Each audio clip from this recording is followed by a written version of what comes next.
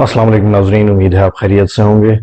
आज की इस वीडियो में आपके चंद पूछे गए सवालात का जवाब दे रहा हूँ। अपनी पिछली एक वीडियो में सिर्फ एक सवाल का जवाब दे पाया था क्योंकि वीडियो की लेंथ बढ़ जाती है और अमूमन लोग मुझे कमेंट्स में लिखते हैं कि वीडियो शॉर्ट होनी चाहिए, क्योंकि अक्सर लोग वीडियो की लेंथ को देख के उस पर क्लिक नहीं करते, तो बहुत सारी अहम चीज़ें लोगों तक पहुंचने से रह जाती हैं क्योंकि वो जस्ट वीडियो की लेंथ देख के ही घबरा जाते हैं। तो अपने पहले सवाल की तरफ आ जाते हैं। पहला सवाल है, क्या हम वैक्सीन लगाए जाने के बाद स्टेरॉइड्स जैसा कि प्रेडनिसोलोन या डेक्सामेथासोन इस्तेमाल कर सकते हैं?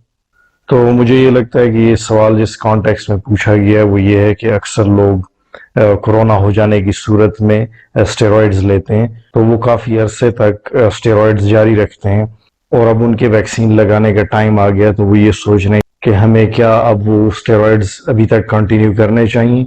दूसरी सूरत ये हो सकती है कि कुछ लोग ऑटो इम्यून डिसऑर्डर्स का शिकार होते हैं, जैसा कि लूपस हो गया या रूमेटॉइड आर्थराइटिस, तो उनको अपने डॉक्टर्स ने ये मेडिसिन प्रिस्क्राइब की हुई होती हैं, तो वो ये लाइफ लॉन्ग ले रहे होते हैं। तो ऐसे पेशेंट्स जो स्टेरॉइड ले रहे होते हैं उनको वैक्सीन लगने की सूरत में कोई प्रॉब्लम हो सकती है या उनकी एंटीबॉडीज पे कोई फर्क पड़ सकता है, तो उसका जवाब मैं देता हूँ। देखें, स्टेरॉइड्स या कॉर्टिकोस्टेरॉइड्स या ग्लूकोकॉर्टिकॉइड्स काफ़ी ताकतवर अद्वियात होती हैं और ये आपके इम्यून सिस्टम को सप्रेस कर देती हैं, दबा देती हैं, क्योंकि जिस कंडीशन के लिए ये प्रिस्क्राइब होती हैं उसमें हमें अपने इम्यून सिस्टम को थोड़ा सा लगाम डालनी होती है, तो ये उस सूरत में दी जाती हैं। और जैसे कि मैंने बताया कि कोविड के अंदर भी इसका इस्तेमाल है, तो अक्सर लोग इस वजह से परेशान है कि उनको क्या ऐसी सूरत में वैक्सीन लगनी चाहिए।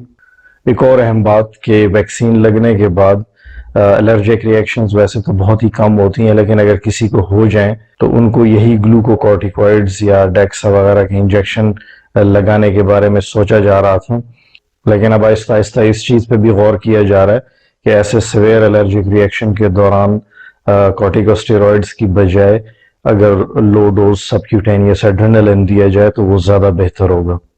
अगर आपका ये सवाल है कि इस वक्त आपको स्टेरॉइड दिए जा रहे हैं तो क्या आपको वैक्सीन लगवानी चाहिए, तो इसका जवाब है हाँ, बिल्कुल आपको लगवानी चाहिए। फॉर एग्जांपल आप किसी ऑटो इम्यून डिसऑर्डर के शिकार हैं तब भी आपको वैक्सीन लगाई जा सकती है। और जहाँ तक इस सवाल का दूसरा हिस्सा है कि क्या ऐसे लोगों में एंटीबॉडी कम या ज़्यादा बनेगी, तो ऐसे लोगों में एंटीबॉडी सब ऑप्टिमल बनेगी, यानी कम बनेगी। और मेरे ख्याल में कम एंटीबॉडी जनरेट करना बहुत बेहतर है इसके मुकाबले में कि आपके अंदर बिल्कुल एंटीबॉडी मौजूद ही ना हो सिरे से। दूसरा सवाल है कि क्या कैंसर के पेशेंट वैक्सीन लगवा सकते हैं? तो पहली बात यह है कि कैंसर की बहुत सारी अकसाम हैं, बहुत सारी टाइप्स हैं, इसकी अपनी एक स्टेजिंग एंड ग्रेडिंग होती है। और ये भी एक अहम सवाल होगा कि इस वक्त आप कौन सी एंटी कैंसर अद्वियात इस्तेमाल कर रहे हैं, तो इस चीज़ का बेहतर फैसला तो आपका अपना डॉक्टर ही कर सकता है, लेकिन मैं आपको थोड़ा सा इसका जवाब दिए देता हूँ कि कैंसर के पेशेंट्स का मुदाफ़ियती निज़ाम काफ़ी सप्रेस्ड होता है, तो अगर वो वैक्सीन लगवाएं तो उनके लिए ज़्यादा बेहतर होगा, क्योंकि इस सूरत में उनको कदरे प्रोटेक्शन मिल जाएगी। अगरचे एंटीबॉडी रिस्पॉन्स कम होगा, अगेन सब ऑप्टिमल होगा, लेकिन इसके बावजूद भी उनको फ़ायदा होगा वैक्सीन से।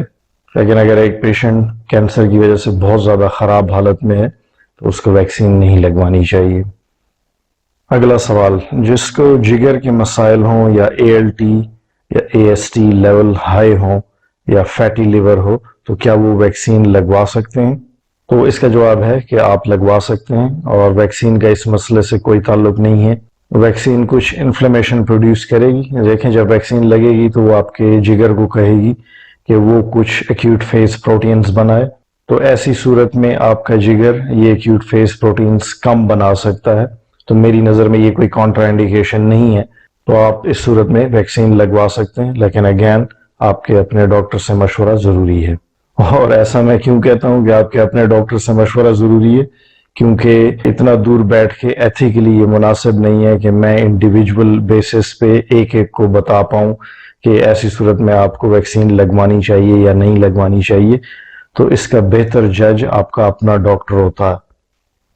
अगले सवाल की तरफ आ जाते हैं, क्या मैं वैक्सीन लगवा कर अपना विटामिन D साथ साथ ले सकती हूँ? جی یہ جنہوں نے پوچھا ان کو میں پرسنلی اس طرح جانتا ہوں کہ بائی چانس انہوں نے اپنا کیس مجھ سے ڈسکس کر لیا تھا. انہوں نے ویکسین کی فرسٹ ڈوز لگوائی, اس کے بعد ان کو پیٹ کے مسائل شروع ہو گئے. ان کو پیٹ میں درد رہتا تھا, ڈائریا رہتا تھا, اور اس دوران انہوں نے کافی اپنا وزن بھی لوز کیا کیونکہ ظاہر ہے وہ کھا پی نہیں سکتی تھی پیٹ کی خرابی کی وجہ سے. تو انہوں نے اپنا چیک اپ بہت سارے ڈاکٹر سے کروایا اور بالآخر ان کو یہ بتایا گیا کہ لگتا یہ ہے کہ آپ کی باڈی میں کلوٹنگ ہو گئی ہے, تو ان کو ایڈمٹ بھی ہونا پڑا. لیکن ہاسپٹل میں ایڈمیشن کے بعد بھی ان کی تکلیف رفع نہیں ہوئی, وہ ویسے ہی ان کا پیٹ خراب رہا. وہ کافی پریشانی ان کے لیے بن گئی. تو ایک دن بائی دا وے ان کی ملاقات مجھ سے ہو گئی, تو انہوں نے مجھ سے اپنا مسئلہ ڈسکس کیا. تو میں نے ان سے میڈیکل ہسٹری تھوڑا جاننے کی کوشش کی کہ وہ اس وقت کون کون سی ادویات یوز کر رہی ہیں. تو انہوں نے یہ بتایا کہ وہ اس وقت وائٹامن ڈی بھی استعمال کر رہی ہیں. تو میں نے ان کو مشورہ دیا کہ آپ اپنا وائٹامن ڈی فی الحال چھوڑ دیں اور دیکھیں کہ آپ کی حالت میں کچھ بہتری آتی ہے یا نہیں. جی ہاں, اس دوران میں نے ان کو یہ بھی کہا کہ آپ اپنا وائٹامن ڈی لیول چیک کرا لیں. تو انہوں نے جو رپورٹ اپنی مجھ سے شیئر کی, میں حیران رہ گیا کہ ان کا وائٹامن ڈی لیول 100 سے اوپر تھا, جبکہ یہ لیول 20 سے 50 یا 25 سے 50 کے بیچ میں ہونا چاہیے. اگرچہ کچھ ڈاکٹرز یہ بھی کہتے ہیں کہ 50 سے اوپر میں بھی کوئی پرابلم نہیں ہوتا, لیکن جو ریکمنڈیشنز ہیں وہ یہ ہیں. لیکن ڈیفینیٹلی 100 سے اوپر اگر ہو جائے تو آپ کو ٹاکسیسٹی شروع ہو جاتی ہے اور باقاعدہ آپ اس کے علامات اپنے اندر دیکھنے لگتے ہیں. بہرحال میں نے ان کو مشورہ دیا کہ آپ فوری طور پہ اپنا وائٹامن ڈی سٹاپ کر لیں اور اس کے بعد مجھے اپنی حالت بتائیں. تو انہوں نے وائٹامن ڈی سٹاپ کیا اور اگلے ہی دن انہوں نے مجھے بتایا کہ میری حالت اب کافی بہتر ہے, اور چند دنوں کے بعد ان کا یہ مسئلہ بالکل ختم ہو گیا. تو وہ یہ سمجھ رہے تھے کہ ان کو یہ مسائل شاید ویکسین کی وجہ سے ہو رہے ہیں یا کلوٹنگ کی وجہ سے ہو رہے ہیں. تو یہ بالکل بھی وجہ نہیں تھی, بلکہ وجہ وائٹامن ڈی ٹاکسیسٹی تھی. تو میں آپ کو یہ مشورہ دوں گا کہ آپ الٹے سیدھے وائٹامن نہ استعمال کیا کریں. جو بھی وائٹامن استعمال کیا جائے وہ ایک پرسکرائب ڈوز کے اندر ہونا چاہیے. اس کی کم ڈوز سے آپ کو کوئی فائدہ نہیں ہوگا, اور اگر آپ اوور ڈوز کرتے ہیں, نارمل لمٹ سے ایکسیڈ کرتے ہیں, تب آپ کو سائیڈ ایفیکٹس آئیں گے اس کے. آپ جانتے ہیں کہ وائٹامن سی اور وائٹامن ڈی کا مدافعتی رول ہے, اور خاص کر کووڈ کے اندر تو اس پہ باقاعدہ ریسرچ موجود ہے. تو آپ کو یہ وائٹامن ضرور لینے چاہیے, لیکن پرسکرائب ڈوزز کے اندر, ریکمینڈڈ ڈوزز کے اندر ہونے چاہیے.